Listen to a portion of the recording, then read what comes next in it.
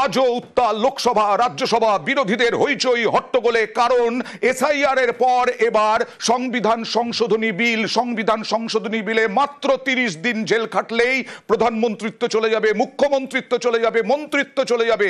যে কোনো রাজ্যে প্রধানমন্ত্রিত্বও চলে যাবে, যে কোনো রাজ্যের মন্ত্রিত্বও চলে যাবে। 30 দিন, মাত্র 30 দিন জেলবাসে। আর এই নিয়েই ব্যাপক গন্ডগোল। দেখুন লোকসভায় বিকেল 3টে পর্যন্ত মুলতবি, 3টের পরে আবার কি হবে দেখুন এই মুহূর্তের ছবি। संघ राज्य क्षेत्र शासन अधिनियम 1963 কথা বলবো প্রতিনিধি মৈত্রীর সঙ্গে। মৈত্রী, মূলত সরকার পক্ষের কি যুক্তি, যেটা ছিল এর আগে জনপ্রতিনিধিত্ব আইনে, তা পরিবর্তন করতে হলো কেন? 2 বছরের জায়গায় 30 দিন কেন করতে হলো? দেখো, তাদের সরকার পক্ষের বক্তব্য হচ্ছে যে এই গোটা প্রসিডিওরটা করা হচ্ছে স্বচ্ছতা আনার জন্য। বেশ কিছু ক্ষেত্রে দেখা গিয়েছে যে এর আগে যখন অভিযোগ উঠেছে এবং সেই অভিযুক্ত মন্ত্রী এমনকি মুখ্যমন্ত্রী তিনি পদের থেকে তিনি তার দায়িত্ব পালন করে দেওয়ার চেষ্টা করেছেন। সেই একই ঘটনা দেখা গেছে অরবিন্দ কেজরিওয়ালের ক্ষেত্রে এবং সাম্প্রতিকতম ঘটনা সেন্থিল বালাজির ক্ষেত্রে এই ঘটনা ঘটেছে, যেখানে সুপ্রিম কোর্টকে হস্তক্ষেপ করতে হয়েছে।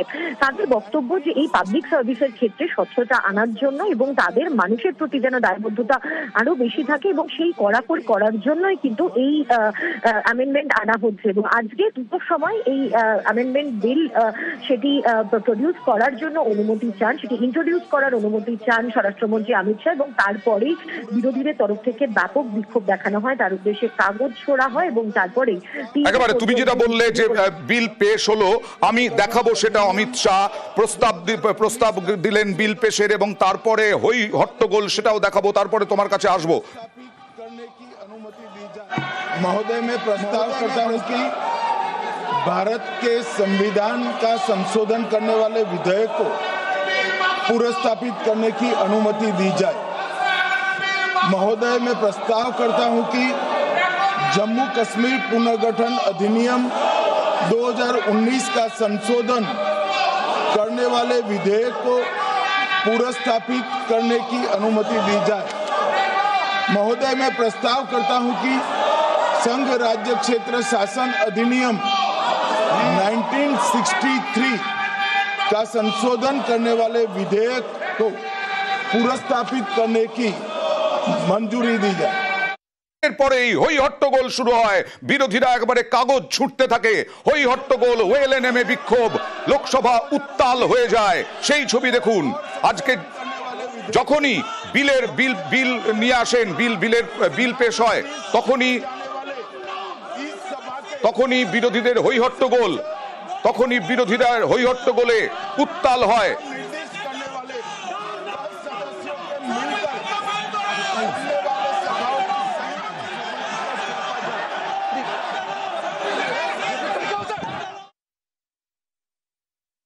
भारत के संविधान का संशोधन करने वाले विधेयक মধ্যেই হই হট্টগোল শুরুর মধ্যেই তর্ক বিতর্ক দেখুন। Under the 30th Constitutional Amendment Bill, as well as the other 2 bills, I strongly oppose. The bills are to be introduced according to the rules and procedure of the House. The bill is not circulated among the members. Yesterday, after 1 o'clock, we have received the copy of the bill. And I would like to know from the Honorable Minister, what is the undue haste and urgency in bringing such a constitutional amendment bill? What is the emergent need of having such a bill? That means the introduction of the bill itself is lacking bona fides. This is with a mala fide intention to destabilize the opposition ruled states in various parts of the country. Number 1. माननीय अध्यक्ष जी, प्रेमचंद्रन जी कह रहे हैं कि जल्दबाजी में लाया गया। इसका सवाल इसलिए नहीं उठता कि मैं इस बिल को संयुक्त समिति को सौंपने की दरखास्त करने वाला हूं। इस पर संयुक्त समिति जो राज्यसभा और लोकसभा पक्ष और विपक्ष सभी सांसदों की बनेगी, जो इस पर विचार करेगी और आपके सामने लेकर आएगी। This bill is to sabotage the basic principle of the constitution of this country. Sir, BJP people are telling this bill is to bring morality in politics. Can I ask a question to the Honorable Home Minister? When he was the Home Minister of Gujarat, he had been arrested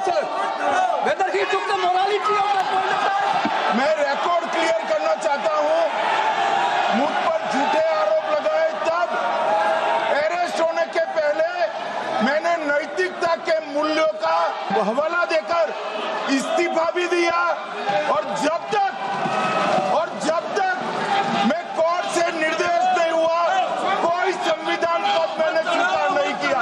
Congress, RSP, Trinamool বিরোধীরা একেবারে অমিত শাহকে target করেন। অমিত শাহ তার জবাব দেন, অমিত শাহর বিরুদ্ধে দুর্নীতির অভিযোগ তোলেন। কথা বলবো আমাদের প্রতিনিধি মৈত্রীর সঙ্গে। মৈত্রী, তৃণমূলের সাংসদ কল্যাণ বন্দ্যোপাধ্যায়ের গলাও আমরা শুনতে পাচ্ছিলাম সোচ্চার, অর্থাৎ তৃণমূল সহ বিরোধী সব দল আবার এক কাট্টা হওয়ার সুযোগ পেল আজকের পরে।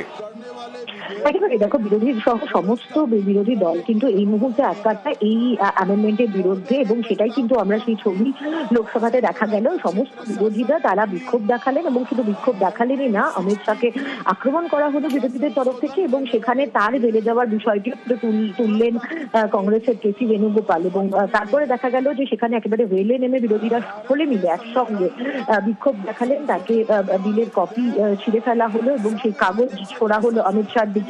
ফলে সব মিলে বিরোধীরা এসআইআর এর পরে এই ইস্যুতেও আবারও এক কাট্টা, তার কারণ বিরোধীরা মনে করছেন যেটা বিরোধীদের বিরুদ্ধেই আবার নতুন কৌশল সরকার পক্ষের। বেশ, আর 3টের সময় 3টে থেকে আবার লোকসভা শুরু হওয়ার কথা, সেই পরিস্থিতির দিকেও আমরা নজর রাখবো। তবে মুখ্যমন্ত্রী মমতা বন্দ্যোপাধ্যায় আজকে এক্স হ্যান্ডেলে পোস্ট করে আজকের দিনটিকে কালা দিবস বলেছেন। ব্ল্যাক ডে, ব্ল্যাক বিল, কালো বিল, কালা দিবস, কালো দিবস। আজকে মমতা বন্দ্যোপাধ্যায় তীব্র নিন্দা করলেন 130তম এই কনস্টিটিউশনাল অ্যামেন্ডমেন্ট বিল এবং বিরোধীদের নয়া বিলে কড়া নিন্দা, কেন্দ্রকে কড়া আক্রমণ করে পোস্ট, এক্স হ্যান্ডেলে পোস্ট। সরাসরি চলে যাব প্রতিনিধি আবিরের কাছে, কারণ আবার সেই এসআইআর, বাংলা পরিযায়ী এই সবের পর এবার মমতা বন্দ্যোপাধ্যায় একেবারে যে এক্স হ্যান্ডেলে পোস্টটা করলেন তার ভাষা দেখেই বোঝা যাচ্ছে যে আগামী দিনে তৃণমূল ছেড়ে কথা বলবে না। আবির,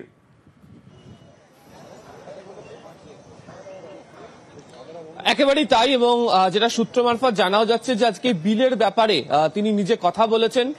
সংসদদের সাথেও যোগাযোগ করা হয়েছে শীর্ষ নেতৃত্বের তরফ থেকে। লোকসভাতে তাদের দলনেতা এবং রাজ্যসভার ক্ষেত্রেও এই বিল যখন পেশ করা হবে সেক্ষেত্রে সাংসদদের কি ভূমিকা হতে চলেছে সেই বিষয় নিয়েও আলোচনা করা হয়েছে। এবং আজকে এই এক্স হ্যান্ডেলে তিনি যে পোস্ট করেছেন সেখানে একাধিক তথ্য তিনি তুলে ধরেছেন এবং কেন তারা বিরোধিতা করছেন তার কারণ ব্যাখ্যা করা হয়েছে।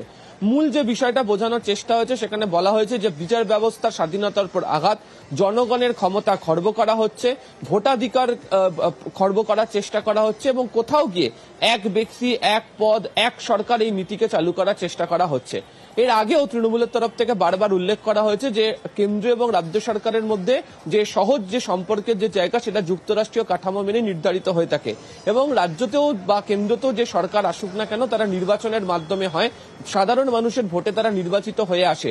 ফলে এই সরকারকে কোনোটি নির্দিষ্টভাবে কোনো ব্যক্তির ক্ষেত্রে তাকে সরানোর ক্ষেত্রে, অর্থাৎ সাংবিধানিক পদে যারা রয়েছেন তাদেরকে সরানোর ক্ষেত্রে যারা নির্বাচিত করেছেন তাদের ভূমিকা থাকে। এক্ষেত্রে দাঁড়িয়ে এই ধরনের বিল নিয়ে এসে এবং এমন সময় অ্যামেন্ডমেন্টকে নিয়ে আসা হচ্ছে যেখানে সামনে দেখতে পাওয়া যাচ্ছে যে একাধিক রাজ্যের নির্বাচন রয়েছে এবং যে সমস্ত রাজ্যগুলিতে নির্বাচন রয়েছে সেই সমস্ত রাজ্যগুলিতে কেন্দ্রের শাসক দলের সঙ্গে সেই রাজ্যে থাকা শাসক বা বিরোধী যে রাজনৈতিক দলগুলি থাকুক না কেন তাদের প্রত্যেক দিন সংসদে বা সেই রাজ্যের ক্ষেত্রে রাজনৈতিক লড়াই অটুট বা জারি রয়েছে।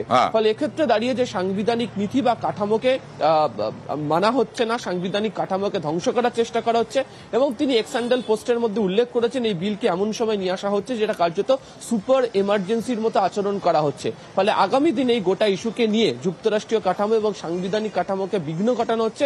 এই ইস্যুকে সামনে রেখে অবশ্যই তৃণমূল কংগ্রেস তীব্র প্রতিবাদ করবে এবং আজকেও তার ছোঁয়াচ কিছুক্ষণ আগে লোকসভার মধ্যে তৃণমূল সাংসদরা যে ভূমিকা পালন করেছেন সেখানে উল্লেখিত হয়েছে। কিন্তু এক্ষেত্রে দাঁড়িয়ে অনেকের বক্তব্য যেহেতু মমতা বন্দ্যোপাধ্যায় এই মুহূর্তে অন্যতম বিজেপি বিরোধী নেত্রী হিসেবে তার মুখকে ব্যবহার করা হচ্ছে, তিনি ইন্ডিয়ার ক্ষেত্রেও তার যে বিরোধিতার যে বিষয় সেটা অত্যন্ত প্রাসঙ্গিক থাকে। ফলে সেক্ষেত্রে দাঁড়িয়ে তার এই বিলকে ব্ল্যাক ডে, ব্ল্যাক বিল বলার অর্থ তৃণমূল কংগ্রেস বাকি বিরোধী রাজনৈতিক দলকেও একসঙ্গে সঙ্গে নিয়ে তীব্র আক্রমণের পথে যাবে তার একটা ছোঁয়াচ বা তার একটা প্রকাশ তার এই এক্স হ্যান্ডেল পোস্টের মধ্যে দিয়ে উল্লেখিত। বেশ, যদিও আর একদিন মাত্র সংসদের আয়ু, আজ বিকেল 3টের সময় আবার সংসদে হই হট্টগোল হওয়ার ব্যাপক সম্ভাবনা। ব্ল্যাক ডে, ব্ল্যাক বিল বলে নিশানা মুখ্যমন্ত্রীর। আর অন্যদিকে তৃণমূলের সর্বভারতীয় সাধারণ সম্পাদক অভিষেক বন্দ্যোপাধ্যায় বললেন, আমরা এই স্বৈরাচারী মনোভাবের কড়া নিন্দা করছি, কেন্দ্রের আনা সংবিধান সংশোধনী বিলের বিরোধিতা করছি। এক্স হ্যান্ডেলে আরো কি লিখলেন তৃণমূল সাংসদ এবং তৃণমূলের সর্বভারতীয় সাধারণ সম্পাদক। তিনি লিখলেন, কেন্দ্রের সরকার দেশের মানুষের অভাব অভিযোগ মেটাতে ব্যর্থ, দেশের সার্বভৌমত্ব রক্ষায় ব্যর্থ। আরও লিখলেন, সংবিধান সংশোধনী বিলের কড়া নিন্দায় 30 দিন জেলে থাকলেই, মাত্র 30 দিন জেলে থাকলেই প্রধানমন্ত্রিত্ব, মুখ্যমন্ত্রিত্ব, মন্ত্রিত্ব চলে যাবে। নির্বাচন কমিশনকে দিয়ে এসআইআর আরেকটি অর্থাৎ ইডিকে কাজে লাগিয়ে বিরোধীদের শায়েস্তা করার চেষ্টা করছে বিপন্ন গণতন্ত্র। অভিষেক বন্দ্যোপাধ্যায় লিখলেন। আর সংসদেও এখানে হইহট্টগোল। এখানেও লিখলেন, কৃষক বিরোধী, উপজাতি বিরোধী, ওবিসি বিরোধী, সর্বোপরি ভারত বিরোধী হিসেবে প্রমাণ করেছে এই সরকার নিজেকে। অভিষেক বন্দ্যোপাধ্যায় লিখলেন এক্স হ্যান্ডেলে। আর এরপরে হইহট্টগোল প্রথম থেকেই, এই নিয়েই আজকে সকাল থেকে হইহট্টগোল। বিরোধীরা একেবারে এককাট্টা। মহুয়া মৈত্র, প্রিয়াঙ্কা গান্ধী, তারা কি বললেন? আর তৃণমূলকে আক্রমণ করতে ছাড়লেন না সুকান্ত মজুমদার, কিরেন রিজিজু আক্রমণ করলেন। মমতা ব্যানার্জি আজকে 8 কোটি মানুষ, 9 কোটি মানুষ ভোট দিয়ে তাকে জিতিয়েছে। তিনি তাদের কথায় আজকে মুখ্যমন্ত্রী হয়েছেন। কালকে সেন্ট্রাল গভর্নমেন্ট নিজের ইডি, নিজের সিবিআই তাদেরকে দিয়ে যে কোনো ভুয়ো ফলস কেসে তারা অ্যারেস্ট করতে পারে। আর 30 দিনের মধ্যে সেই স্টেট গভর্নমেন্ট, সেই মুখ্যমন্ত্রী, সেই মিনিস্টারকে স্যাক করতে পারে। তার মানে কি, আপনি ফেডারেল স্ট্রাকচার বাইপাস করছেন, আপনি যুক্তরাষ্ট্র পরিকাঠামোকে আপনি পুরোভাবে এড়িয়ে যাচ্ছেন। সেকেন্ড কি, আপনি আইনি বিচার ব্যবস্থাকে এড়িয়ে যাচ্ছেন, কারণ বিচার ব্যবস্থারই একমাত্র রাইট রয়েছে কাউকে ইনোসেন্ট বা কাউকে গিল্টি প্রুভ করা। দিল্লিতে দেখলেন কি হলো, সত্যেন্দ্র জৈনকে তারা জেলে দিল 4 বছর পরে। সিবিআই বলছে যে আমাদের কাছে কোনো প্রুফ নেই। তা ওরা আজকে যে কোনো কাউকে অ্যারেস্ট করে। এইটা শুধু অপোজিশন বিরোধী পক্ষেরও নয়, এটা উইদিন দ্য বিজেপি, তাদের যেটা অ্যালাইজ আছে তাদের মধ্যেও যদি কেউ অমিত শাহ, নরেন্দ্র মোদীর কথা না শোনে, তাহলে ঘচাংফু, গলা কেটা হবে। It as a completely draconian thing. It goes against everything. To couch it as a measure which is being taken anti-corruption is just to pull a veil across the eyes of the people. You don't even have to be convicted. Tomorrow you can put any kind of case on a chief minister and put him in jail for 30, have him arrested for 30 days without even him being convicted, and then he ceases to be chief minister. So I think that it's absolutely wrong. It's anti-our constitution. It's against our constitution. It's undemocratic. এই নিয়মটা বা এই আইনটা আনা হচ্ছে স্বচ্ছতা রাখার জন্য, যাতে ক্রিমিনালাইজেশন কম হয় পলিটিক্সের, সেই জন্য। এটা তো সবার জন্য, প্রধানমন্ত্রীর জন্য, মুখ্যমন্ত্রীর জন্য। আমি বুঝতে পারছি না তৃণমূল, কংগ্রেস সহ অন্যান্য বিরোধীরা এত হতাশ কেন নিজেদের উপর। তারা কি ভাবছে সারা জীবন বিজেপিরই প্রধানমন্ত্রী থাকবে? তবে আমি বুঝতে পারছি তৃণমূল কংগ্রেসের ভয়ের কারণ আছে। অন্য বিরোধীরা হয়তো অত চিৎকার চেঁচামেচি করবে না, করলেও অল্প করবে, গাঁইগুই করবে। তৃণমূল গলা ফাটিয়ে চিৎকার করবে, কারণ তৃণমূল যে হারে দুর্নীতি করেছে, ওই পরিমাণ দুর্নীতির জন্য তো তৃণমূলের সব নেতাদেরকেই জেলের ভেতরেই থাকার কথা, এবং জেলের ভেতরেই ক্যাবিনেট বসবে এরকম একটা প্ল্যানও ছিল বলে আমার মনে হয়। তো এই আইন পাশ হয়ে গেলে সেইটা আর হবে না, কারণ ক্যাবিনেটে কেউ থাকতে পারবে না, বিহাইন্ড দ্য কার্টেন ক্ষমতা ভোগ করবে। सरकार का बिजनेस